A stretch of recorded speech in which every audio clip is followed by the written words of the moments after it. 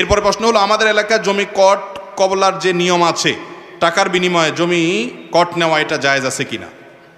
দেখুন, বন্ধক নেওয়া, জমি বন্ধক নেওয়া সেটাই তো কট নেওয়া। আপনি যদি কাউকে টাকা দেন যে তোমাকে আমি 5 লাখ টাকা দিলাম, বেশিরভাগ ক্ষেত্রে মানুষ বিপদে পড়লে টাকা হাওলাত নেয়, তো এর বিপরীতে আপনি তার জমির দলিলটা নিলেন বা জমিটা রাখলেন। এই জমিটা আপনি যে ভোগ করলেন, টাকা দিয়ে জমিটা রেখে সেটা ভোগ করলেন, এই পদ্ধতিটা হলো মূলত বন্ধকের পদ্ধতি। বন্ধক রাখা জায়েজ আছে।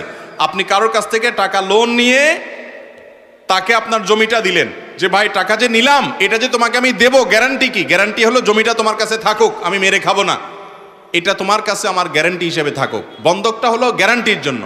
কিন্তু আমাদের সমাজে যেটা হয়, শতকরা প্রায় 100%-এর মতো, 99%-এরও বেশি মানুষ জমি বন্ধক রেখে সেই জমি ভোগ করে। এটা সুস্পষ্টভাবে নাজায়েজ কাজ। অনেক উলামা ইকরাম এটাকে একটা হারাম বলেছেন, অনেকে মাকরুহ তাহরিমি বলেছেন, কিন্তু এটা নাজায়েজ এবং গুনাহের বিষয়, এ ব্যাপারে কারো কোনো সন্দেহ নেই। কারণ কুল্লু কারদিন জাররা নাফআন ফাহুয়া রিবা, যেই লোনের বিনিময়ে কোনো বেনিফিট নেন আপনি, সেটা সুদ হিসাবে গণ্য হয়, রিবা হিসাবে গণ্য হয়। এই জন্য অনেক উলামা ইকরাম এটাকে রিবা বলেছেন, সুদ বলেছেন। অর্থাৎ আমার জমিটা আপনাকে দিলাম, আপনি আমাকে 5 লাখ 10 লাখ টাকা দিলেন, আমার বিপদ হয়েছে, সেজন্য সেই টাকাটার আমি কাজ সারলাম, যতদিন আপনার টাকা আমি শোধ না করব, বিনিময়ে আমি আপনার জমিটা ভোগ করব। বা যিনি টাকা দিয়েছেন তিনি ওই বেচারা যিনি লোন নিয়েছেন তার জমি ভোগ করবেন। তাহলে আপনি লোন দিয়েছেন, বিনিময়ে যে উপকার ভোগ করছেন, ফায়দা হাসিল করছেন, এটা গুনাহ হবে। এখন কথা হলো, আপনি বলবেন হুজুর তাহলে কে দিবে? কারো কি মাথা খারাপ আছে? এভাবে কেউ কাউকে দেয়? টাকা দিয়ে দিব 5 লাখ, জমিটা আমার কাছে থাকবে শুধু আমানত হিসাবে, কিন্তু তার জমি সেই ভোগ করবে, এটা কি কেউ দেয় নাকি? হাওলাত দিলাম, আবার কোনো লাভ হবে না আমার টাকাটা, তাহলে লাভটা কি? মনে রাখবেন, কর্জে হাসানা, মানুষকে হাওলাত দেওয়া, এটা এত বড় ইবাদত, এত বড় সওয়াব, কোনো ক্ষেত্রে মানুষকে দান করার চাইতেও বেশি সওয়াব হয় কর্জে হাসানা। কিন্তু আমাদের সমাজে আজকাল কর্জে হাসানা আছে, লোন দেওয়ার সিস্টেম আছে।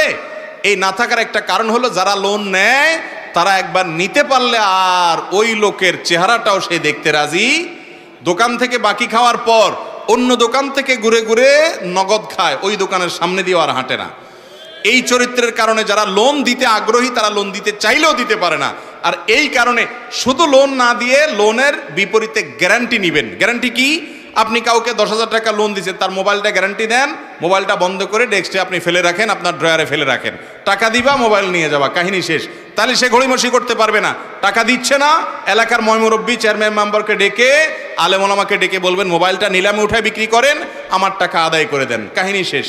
তাহলে সেক্ষেত্রে আপনার লোনও দিলেন, লোনটা আদায়ও হলো, কোনো ভয় থাকলো না। ইসলামের সব সমস্যার, সকল সংকটের সমাধান আছে, শুধু আমরা আমল করি না। অতএব লোন দেওয়ার অভ্যাস গড়ে তুলবো তো ইনশাআল্লাহ।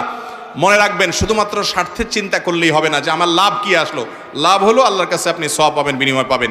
বিদায় খোলাসা কথা হলো, জমি বন্ধক রেখে সেটা ভোগ, যিনি টাকা দিয়ে জমি রেখেছেন তিনি ওইটা জমিটা ভোগ করতে পারবেন না। জমি থাকবে তার কাছে গ্যারান্টি হিসাবে, যার জমি ভোগ তিনি করবেন। শুধু তিনি টাকা না দিলে জমি যাতে করে বিক্রি করার উদ্যোগ নেওয়া যায়, মূল দলিল দিয়া, এলাকাবাসীকে নিয়ে, সেই ব্যবস্থা তিনি গ্রহণ করবেন। তবে এখানে বিপরীত রাস্তা, বিকল্প একটা রাস্তা আছে। সেটা হলো, যদি দেখেন আপনি বিপদগ্রস্ত, আপনার 5 লাখ টাকা দরকার, কিন্তু জমি আপনাকে কেউ, এই টাকা আপনাকে কেউ দিবে না জমি ভোগ করা ছাড়া, যদি এরকম হয়, তাহলে আপনি এই চুক্তিটাকে একটু ঘুরায় নেন, চেঞ্জ করে নেন, ফরম্যাটটাকে চেঞ্জ করলে জায়েজ হবে। কিভাবে সেটা আমি বলি। যারা কট নেন, ফরম্যাটটা হবে এরকম, ধরুন কথার কথা, ওনার জমি আমার টাকা, আমি ওনাকে 5 লাখ টাকা দিলাম, উনি আমাকে জমি দিল।